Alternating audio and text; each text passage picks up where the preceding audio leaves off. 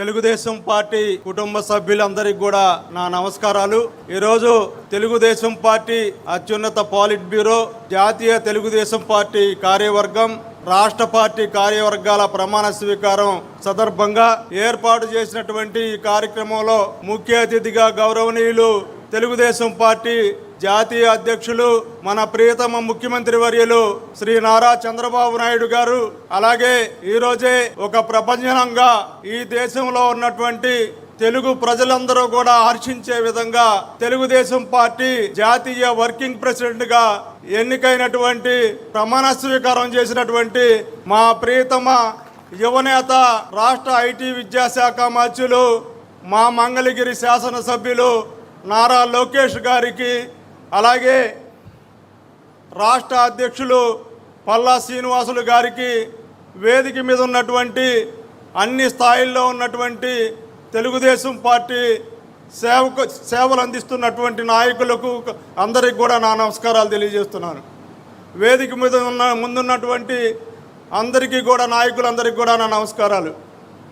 ఈరోజు బలహీన వర్గాలకి చెందినటువంటి నేను ఈ వేదిక మీద ఇక్కడ మాట్లాడుతున్నానంటే కార్యకర్తే అధిపతి అనే విధంగా మన పార్టీ విధానం ఉంది। దానికి ఈరోజు నా ఎంపికే ఒక ఉదాహరణ।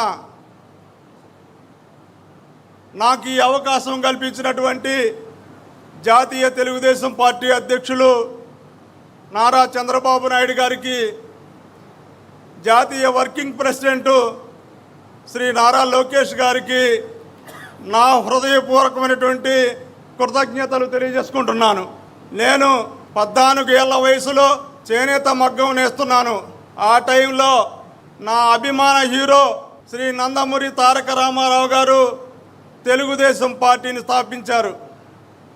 నాకు రాజకీయాలంటే తెలియదు, కానీ పార్టీ సభ్యత్వం తీసుకోమని 2 వ్యక్తులు వచ్చితే నేను మగ్గంలోనే ఉండి ఆ ₹2 సభ్యత్వం కట్టి సభ్యత్వం తీసుకొని ఆనాటి నుంచి ఈనాటి వరకు పార్టీకి అంకిత భావంతో నాకు తెలిసిన మేర పార్టీ ఉన్నతికి నేను కృషి చేస్తూ వచ్చాను। నేను ఒకే విధానాన్ని ఎంచుకున్నా। నేను చేనేత కార్మికుడిని, చేనేత ప్రజలతో అనుబంధం ఉన్నటువంటి నాయకుడిని, ఒక కార్యకర్తగా ఉండి ఇన్నేళ్ల నా రాజకీయ జీవితంలో ప్రజలకి దగ్గర అవటమే ఒక ఆయుధంగా నేను చేసుకున్నాను। వారి కష్టాల్లో పాలు పంచుకున్నాను। నా దగ్గర డబ్బులు లేవు, అయినప్పటికీ ధనుంజయరావు ఏదైనా చెబితే చేస్తాడు అనే దాన్ని నేను సాధించగలిగాను।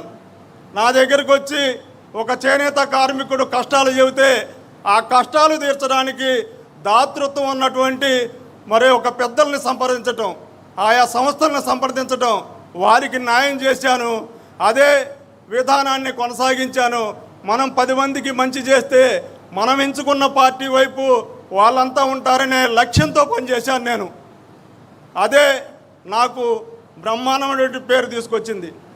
నేను పార్టీకి గౌరవం తీసుకురాగలిగాను। మీ అందరికీ ఒకే విషయం చెప్తున్నా, నేను మంగళగిరిలో 10వ క్లస్టర్ ఇన్ఛార్జిగా ఉన్నా। 2009లో ఆనాటి మంగళగిరి నియోజకవర్గ ఇన్ఛార్జిగా పనిచేసినటువంటి గౌరవనీయులు మాదాల రాజేంద్ర గారు, ఆయన పార్లమెంటుకి పోటీ చేశారు। మంగళగిరి నియోజకవర్గంలో 1500 ఓట్ల మెజారిటీ వచ్చింది, కానీ నా క్లస్టర్ పరిధిలో 7000 మెజారిటీ వచ్చింది। మరలా 2014లో తెలుగుదేశం అభ్యర్థి పోటీ చేస్తే 12 ఓట్లతో ఓడిపోతే నా క్లస్టర్ పరిధిలో 7200 మెజారిటీ వచ్చింది। ఎక్కడా కూడా ఓటింగ్ చెదరలేదు। అదే మన లోకేష్ బాబు గారు పోటీ చేశారు 2019లో 7600 ఓట్ల మెజారిటీ వచ్చింది। అదే 2024లో మరి లోకేష్ బాబు మీ అందరికీ తెలుసు, బ్రహ్మాండమైన రీతిలో 91,000 చిల్లర మెజారిటీతో గెలిచారు। నా క్లస్టర్ పరిధిలో 18,000 ఓట్ల మెజారిటీ వచ్చింది। అంతేకాకుండా నియోజకవర్గం మొత్తం మీద నేను నా సొంత బూతులో అన్ని బూతుల కంటే కూడా అత్యధిక ఓట్లు వచ్చాయి. ఈ విధంగా ఇదంతా కూడా నేను సాధించగలిగానంటే మనం 10 మందికి మంచి చేస్తే వాళ్ళు మన వైపు ఉంటారు. డబ్బులతో కొనాల్సిన పని లేదు. కానీ అవసరమైనప్పుడు కొన్ని ఆయుధాలు ఉపయోగించాల్సిన అవసరం ఉంది. మంచి కూడా చాలా అవసరం. నేను ఈ విధానాన్ని అవలంబించాను, మరి విజయం సాధించగలిగానని నమ్ముతున్నాను. కానీ ఇవాళ నేను ఒక సామాన్య కార్యకర్తగా నేను ఉన్నటువంటి నాకు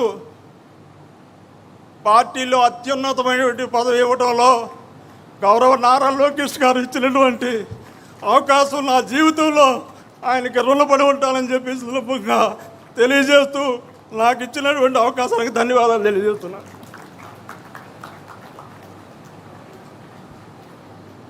ధన్యవాదాలు ధనంజయరావు గారు. Please subscribe to Leo news for more videos.